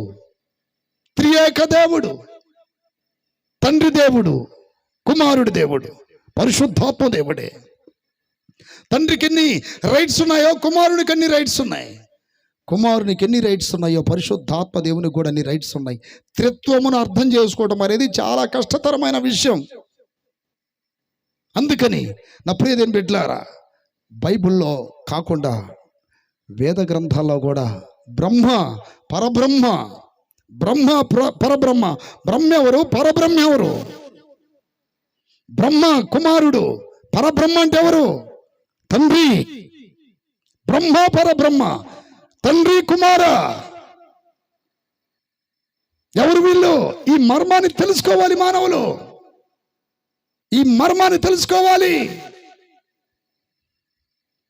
ఇక్కడ చూడండి, తండ్రి అంట కుమారునికి అన్ని విషయాల అధికారం ఇచ్చాడంట. భవిష్య పురాణములో, బైబిల్ గ్రంథంలో ఉన్నటువంటి ఆది కాండ 8 అధ్యాయాలు భవిష్య పురాణంలో ఉన్నాయండి. అదే పేర్లు ఉంటాయి. ఆదాము, అవ్వ, కయీను, హేబేలు, నోవాహు ఆనోకు దగ్గరికి వచ్చేసరికల్లా భవిష్య పురాణంలో ఇక కట్ అయిపోద్ది బైబిల్. ఈ 8 అధ్యాయాలు భవిష్య పురాణంలో అక్షరార్థంగా ఉన్నాయి. అక్షరార్థంగా భవిష్య పురాణంలో తప్పేమీ కాదు. బైబిల్లో ఉన్న విషయాలే చెప్పారు అక్కడ. నోవాహు వాడను గురించి కొలతలు కూడా కరెక్ట్గా ఉంటాయి. కరెక్ట్గా బైబిల్లో ఉన్న కొలతలు ఉంటాయి. దాంట్లో అక్కడ ఏమి రాయబడిందంటే, ఆ భవిష్య పురాణములో మానవుణ్ణి దేవుడు ఒక వనములో సృష్టించి పెడితే కలి అనే ఒక రాక్షసుడు వచ్చి దేవుడు నిషేధించిన ఒక పండుని తినమని సర్పరూపంలో వచ్చి ప్రేరేపించి దేవుని ఎదుట ఆజ్ఞను మీరినట్లు చేసి మనిషిని పాపములో త్రోసివేశాడు. అవ్వ ఆదాములు ఇద్దరు ఆ పండు తిన్నారు, పాపంలో పడిపోయారు. వారి తర్వాత పుట్టిన అందరికీ పాపం వచ్చిందని భవిష్య పురాణంలో ఉంది. బైబిల్ గ్రంథంలో కూడా ఉంది. నా ప్రియమైన బిడ్డలారా, బ్రాహ్మణాలలో కూడా ఏమని రాయబడిందంటే, సర్వపాప పరిహారో రక్త ప్రోక్షణ ఆవశ్యకం తదు రక్తం పరమాత్మేన పుణ్యదాన బలియాగం. అంటే అర్థమేంటి? సర్వలోకము పాపముతో నిండి ఉన్నది. ఆ పాపము పోవాలి అంటే రక్తము ప్రోక్షించటం అవసరము. ఆ రక్తం మానవ రక్తము, గొడ్ల రక్తము, మేకల రక్తం, కోళ్ళ రక్తం కాదు. తదు రక్తం పరమాత్మేనా, ఆ రక్తము దేవుడిదై ఉండాలి. ఆ దేవుడే భూమి మీదకి కుమారుడిగా వచ్చి బలి అవుతాడు అని రాయబడింది. నేను ముందు చెప్పిన వేద గ్రంథాలలో ఈ సకల సృష్టిని కలుగు చేసిన దేవుడు యజ్ఞాన్ని సృష్టించాను అని రాయబడింది. యజ్ఞం, ప్రజాయజ్ఞం, ప్రజాయజ్ఞం. చేతులు పైకెత్తి గట్టిగా చెప్పండి హల్లెలూయా. ఏ యజ్ఞం అంటండి? ప్రజాయజ్ఞము. ఏ యజ్ఞము? ప్రజాయజ్ఞము. 2 మాటలు చెప్పి ఇంక నేను ముగిస్తాను. దేవుని స్తోత్రం కలుగును గాక. హల్లెలూయా. నా ప్రియతిని బిడ్డలారా, ప్రజాపతి ద్వయధ్యం ఆత్మానం యాగ కృత్య ప్రాయచిత్ అంటే అర్థం ఏంటి? ఈ అవ్వ ఆదాములను దేవుడు ఒక వనములో ఉంచాడు, కలి అనే ఒక రాక్షసుడని వేద గ్రంథం చెప్తుంటే బైబిల్ ఏం చెప్తుంది? సాతానుడు సర్పరూపంలో వెళ్ళి వాళ్ళనే మోసం చేశాడని వాక్యం చెప్తుంది. చూడండి, కంపారిజన్. కలి అనేవాడు రాక్షసుడు, వీరెవరు? మ్లేష్య వంశానికి సంబంధించిన వారు. మ్లేష్య వంశం అంటే అర్థం ఏంటి తెలుసా? మాంసము తినే ఒక వంశం అని అర్థం. ఈ మ్లేష్య వంశములో పుట్టిన వారు అవ్వాదాములు. వారిని ఇదిగో ఈ కలి అనే రాక్షసుడు మోసం చేయటం వలన పాపం వచ్చింది. ఆ పాపానికి ప్రాయచిత్తము ప్రజాపతి అనే వ్యక్తి ఆత్మానామం యజ్ఞ కృత్య ప్రాయచిత్తు అంటే ప్రజాపతి అనే వ్యక్తి తన ప్రాణాన్ని యజ్ఞము చేస్తే తప్ప, యజ్ఞ బలిగా మారితే తప్ప పాపానికి ప్రాయచిత్తము కలగదు అని రాయబడింది. దేవుని స్తోత్రాలు చెప్పండి గట్టిగా. హల్లెలూయా, హల్లెలూయా. గృహదారుణ్యోపు ఉపనిషత్తులలో మహర్షులు చెప్పిన శ్లోకాలు ఏంటో తెలుసా? పాపోహం పాప కర్మాణం పాపాత్మ పాప సంభవ త్రాహి మాం ఓ కృపయా దేవ చరణాగత వత్సల. ఏంటి అర్థం? నా ప్రియదేని బిడ్డలారా, పాపోహం పాప కర్మాణం పాపాత్మ పాప సంభవ త్రాహి మాం ఓం కృపయ దేవ చరణాగత వత్సల. అంటే మానవుడు ప్రార్థన చేస్తున్నాడు దేవునికి. ఓ దేవా, ఓ కృపగల దేవా, నీ చరణ కోరుకుంటున్నామయ్యా. పాపములో పుట్టాము, పాపంలో బ్రతుకుతున్నాము. ఈ పాపము నుండి విడుదల కలగటానికి మాకు మార్గము చెబితే విడుదల పొంది ఆ స్వర్గానికి మేము చేరుకుంటాం. ఆ దారేదో మాకు చెప్పయ్యా అని వేడుకుంటున్నారు. దేవుని స్తోత్రాలు చెప్పండి గట్టిగా. పాపోహం పాప కర్మాణం పాపాత్మ పాప సంభవ త్రాహిమాం ఓం కృపయాదేవ చరణగత వత్సల. అంటే కుమారుడు ఎందుకు వచ్చాడో మీకు చెప్తాను. నా మాటలు ఎంతమందికి అర్థమవుతున్నాయి? తండ్రి తర్వాత కుమారుడు ఎందుకు వచ్చాడు అంటే యేసుక్రీస్తు వారు ఎందుకు వచ్చాడు భూమి మీదకి చెప్తారు మీకు కొన్ని విషయాలు. నా ప్రియదేని బిడ్డలారా, ఈ అవ్వాదాములు అనే వ్యక్తులు పాపం చేయటం వలన వారి ద్వారా వచ్చిన ఈ జనరేషన్ అన్నిటికీ అంటే ఈ తరాలన్నిటికీ పాపం సంభవించినది. ఈ పాపం ఉన్నవాడు మోక్షానికి స్వర్గానికి వెళ్ళటానికి అనర్హుడు, యోగ్యత లేనివాడు.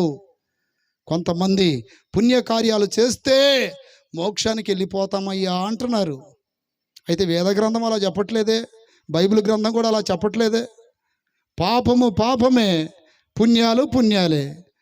ఎవరికైనా నువ్వు మేలు చేస్తే నీ పాపమేం పోదు. కొంతమంది నా ప్రియతిని పెట్టారా జలయజ్ఞం, అలాగే తీర్థయాత్రలు, పుష్కర స్నానాలు, కొంతమంది మృక్కుబళ్ళు, ఇట్లా ఎన్నో చేస్తే మనిషి పాపం పోద్ది అనుకుంటున్నారు. అయితే వేద గ్రంథం ఒప్పుకోవట్లేదే.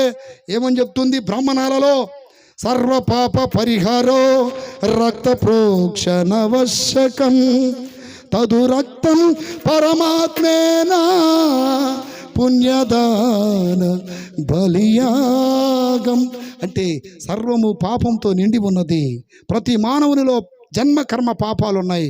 ఈ పాపము పాకపోతే మోక్షము లేదు గనుక ఆ దేవుడే భూమి మీదకి వచ్చి ప్రజాపతి అంటే అన్ని అధికారాలు పొందినవాడు. మనం ముందు లేఖనం చదివాం కదా, తండ్రి అన్ని కుమారునికి అప్పగించాడు.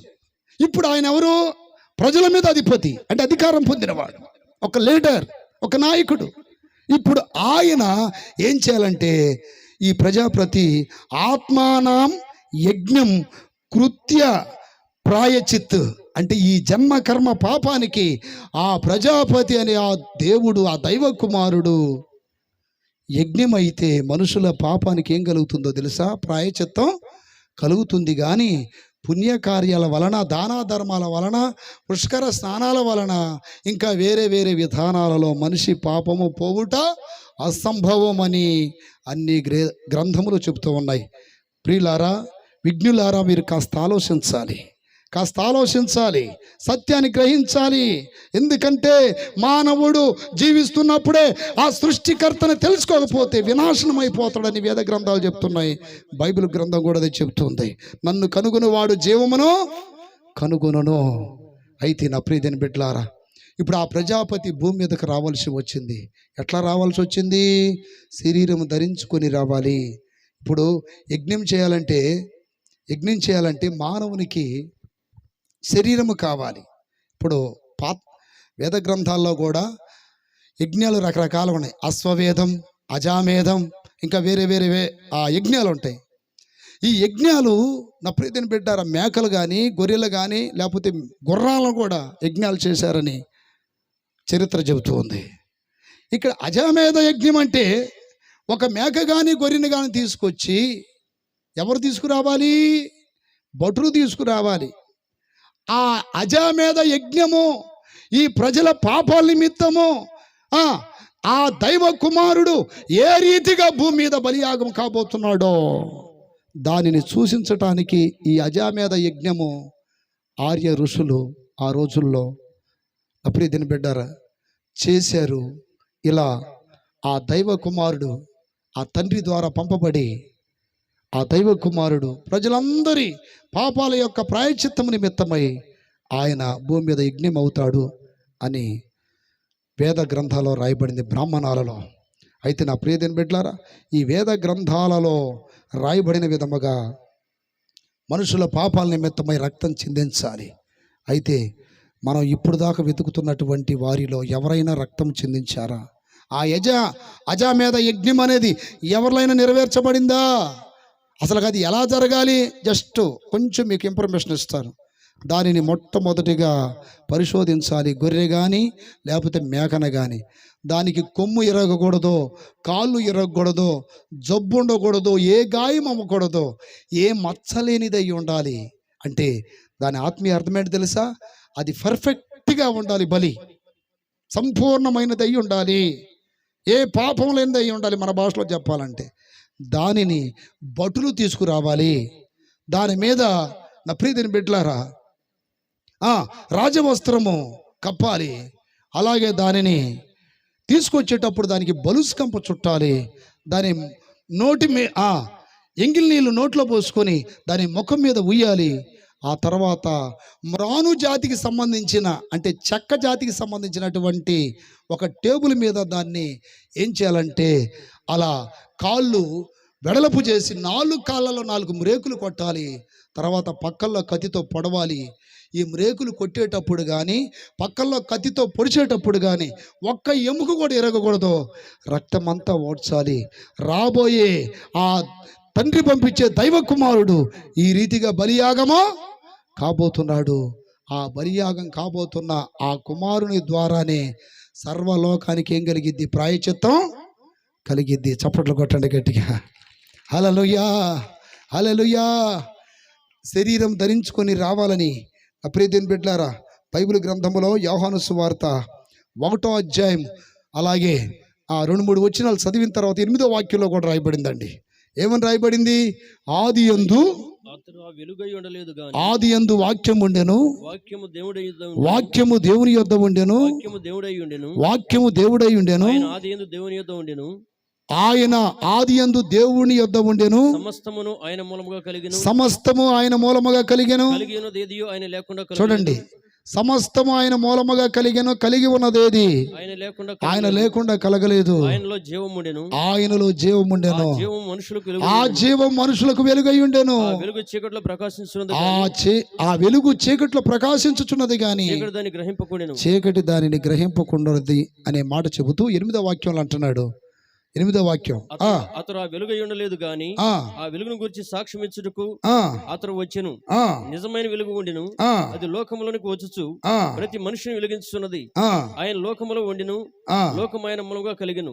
14వ వాక్యం కూడా చదవండి. 14వ వాక్యం, ఆ వాక్యము శరీరధారి అయి, ఆ వాక్యము చూడండి, ఆది యందు వాక్యం ఉండెను, వాక్యము దేవుని యొద్ద ఉండెను, వాక్యమే దేవుడై ఉండెను. ఆ వాక్యం అంట శరీరధారి అయి కృపా సత్య సంపూర్ణునిగా, చూడండి, ఆ వాక్యము కృప సత్య సంపూర్ణునిగా శరీరము దాల్చుకొని మన మధ్యలోకి వచ్చాను అని రాయబడింది. ఇప్పుడు ఆ వాక్యమే యేసయ్య. హల్లెలూయా. ఆ శరీరం ధరించుకుందే యేసయ్య. యజ్ఞము కాబోతున్న బలి పశువే యేసయ్య. సర్వ మానవాల పాప పరిహారార్థమై కల్వరి సిలువలో ప్రారంభించింది యేసయ్య.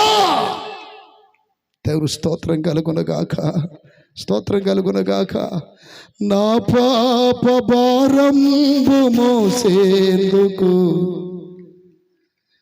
ప్రభువు నా కొరకు కల్వరిలో మరణించెను. నా పాప భారంబు మోసేందుకు ప్రభువు నా కొరకు కల్వరిలో మరణించెను. నన్ను తాను రక్షించి దరి చేర్చెను, నన్ను తాను రక్షించి ఆ పరలోక సుఖమును నాకిచ్చెను, ఆ పరలోక సుఖమును నాకిచ్చెను. పాదాలునే కడుగనా, యేసు పాదాలనే కడుగనా, పాదాలునే కడుగనా, యేసు పాదాలనే కడుగనా. కన్నీటితో కడి కన్నీరు పోయనా, కన్నీటితో కడిగి నన్నేలు స్వామికి నా జీవనాదునికి, నన్నేలు స్వామికి నా జీవనాదునికి. పాదాలునే కడుగనా, యేసు పాదాలనే కడుగనా. హల్లెలూయా. ఆ దేవుడే తన కుమారుడిని శరీరధారిగా ఈ భూమి మీదకి పంపించాడని లేఖనం సెలవిస్తుంది. అంత మాత్రాన కుమారుడు వేరు తండ్రి వేరా కాదు. తండ్రి, కుమార, పరిశుద్ధాత్మ త్రియేక దేవుడండి. ఆ దేవుడే సాక్షాత్తు మనుషులు చేసిన జన్మకర్మ పాపాల నిమిత్తమై శరీరము దాల్చి భూమి మీదకి వచ్చాడని వాక్యం సెలవిస్తుంది. వేద గ్రంథాలు ఏం చెప్తున్నాయి? ప్రజాపతి యజ్ఞము కావాలి, యజ్ఞం అయితేనే ప్రాయచిత్తం కలిగిద్ది పాపానికి అని రాయబడింది. ఇప్పుడు ఆ ప్రజల నిమిత్తం యజ్ఞము అవటానికి వచ్చినటువంటి ఆ కుమారుడు వాక్యమై ఉన్న దేవుడంట. ఆయన అందరి కొరకు ప్రాణం పెట్టాడు. ఇలా ప్రాణం పెడతాడు, ఇలా యజ్ఞం అవుతాడని వేద ఋషులు ముందుగానే అజమేద యజ్ఞమని ఒక యజ్ఞము చేశారు. ఆ యజ్ఞము యేసు ప్రభువారి యొక్క మరణానికి సాదృశ్యం. ఎలా పోలికో మీకు చెప్తాను, జాగ్రత్తగా రండి. అజమేద యజ్ఞాన్ని మచ్చలేనిదై ఉండాలని వేద గ్రంథం చెప్తుంది. అంటే రాబోయే ఆ సృష్టికర్తనే ఆ దేవుడు శరీరము దాల్చి ఏ పాపం లేనివాడిగా భూమి మీదకి వస్తాడు. ఆయనను తీసుకొని వచ్చేటప్పుడు ఆయన మీద రాజవస్త్రం వేస్తారు. యేసయ్య మీద కూడా రాజవస్త్రం వేశారు. దానికి ఏ మచ్చ లేదు, యేసయ్యకి ఏ పాపం లేదు. దానికి బలుసు కంప చుట్టారు, యేసయ్యకి ముండ్ల కిరీటం చుట్టారు. దానిని భటులు తీసుకొచ్చారు, యేసయ్యని సైనికులు తీసుకొచ్చారు. దానిని అప్రేదిన బిడ్డలారా, పెద్ద గాయాలు 5 గాయాలు దానికి చేయాలి అని వేద గ్రంథాలు చెప్తున్నాయి. ఎందుకని? పంచగాయాలు ఎందుకు? పంచేంద్రియాలతో మానవుడు పాపం చేశాడు కాబట్టి పంచగాయాల నమః. ఇప్పుడు యేసుప్రభువు వారు కూడా పంచగాయాలు కలిగినాయి. చేతుల్లో 2, కాళ్ళల్లో 2, 2, 4, పక్కల్లో బల్లెపోటు, మొత్తం ఎన్ని? 5. దానికి కూడా 4 కాళ్ళల్లో 4 మ్రేకులు, అలాగే పక్కలలో కత్తితో పొడవాలి. 5 గాయాలు, పంచగాయాలు. యేసయ్యకి పంచగాయాలు. కానీ దానికి రక్తం మొత్తం, దాంట్లో ఉన్న రక్తం మొత్తం ఓడ్చాలి. యేసు ప్రభువారిలో ఉన్న రక్తం మొత్తం అప్రేదిన బిడ్డలారా కారిపోవాలి అనేది దేవుని యొక్క నిర్ణయం. యేసు ప్రభువారిని పొడిచినప్పుడు నీరు రక్తము 2 కాని అంట. అంటే అర్థం ఏంటి? ఇక రక్తము లేదు, మొత్తం ఈ మానవుడు చేసినటువంటి జన్మకర్మ పాపం నిమిత్తము ఆయన అమూల్యమైన రక్తం, పరిశుద్ధమైన రక్తం, పాపము లేని రక్తం మొత్తము చిందించి అజమేద యజ్ఞమును నెరవేర్చిన ఏకైక దేవుడు యేసుక్రీస్తు వారు. హల్లెలూయా, హల్లెలూయా, హల్లెలూయా. ఈ రోజున కొంతమంది తెలియకంటారు, ఆయన మన దేవుడు కాదండి, ఆయన అమెరికా వాళ్ళ దేవుడండి, ఆయన బ్రిటిష్ వాళ్ళ దేవుడండి, తెల్లోళ్ళ దేవుడండి అని. అమెరికా వాళ్ళ దేవుడని అంటున్న వాళ్ళకి చరిత్ర తెలియదండి. యేసయ్య ఉన్నప్పుడు అసలు అమెరికా లేదు కదా. క్రీస్తు శకం 14వ సంవత్సరంలో అమెరికాను కనుగొన్నారు. అంతకుముందు యేసుప్రభువు వారు లేడా? అమెరికా వాళ్ళ దేవుడు ఎట్ట అవుతాడు? క్రీస్తు శకం 50వ సంవత్సరంలో మన ఇండియాకి సువార్త వచ్చింది. అలా చెప్పండి. అంటే అమెరికాని కనుగొనక ముందే యేసయ్య శిష్యులలో తోమా మన ఇండియాకి క్రీస్తు శకం 50వ సంవత్సరంలో వచ్చాడు. ఆయన వచ్చిన 1350 సంవత్సరాలకి అమెరికాను కనుగొన్నారు. అమెరికా వాళ్ళకి ఎట్ట దేవుడు అవుతాడండి? సరే ఎగ్జాంపుల్ చెప్తున్నాను. యేసుప్రభు బ్రిటిష్ వాళ్ళ దేవుడు అంటారు కదా.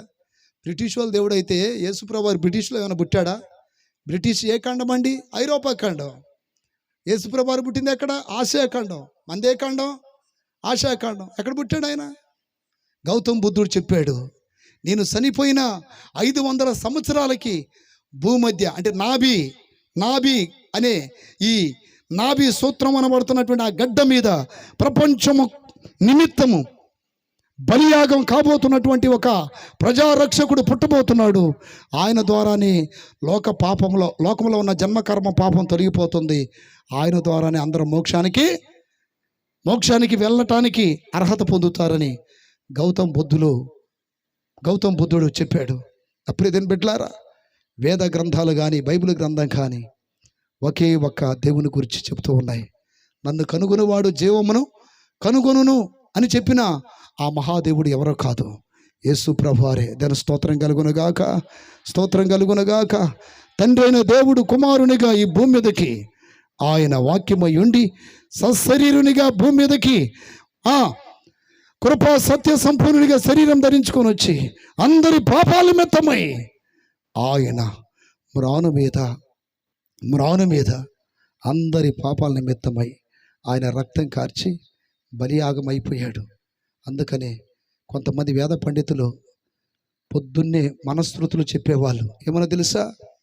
కన్యసుతాయ నమః అంటే ఏంటి? కన్యగ పుట్టబోయే ఓ దేవుడా నీకు వందనం.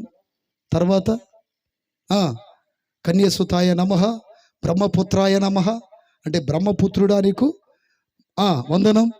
తర్వాత వృక్ష శూలాయ నమః అంటే వృక్షము లాంటి శూలం మీద వేలాడబడేవాడా నీకు వందనం. వీళ్ళందరూ తెలియక ఈ పదాలు వాడలేదండి.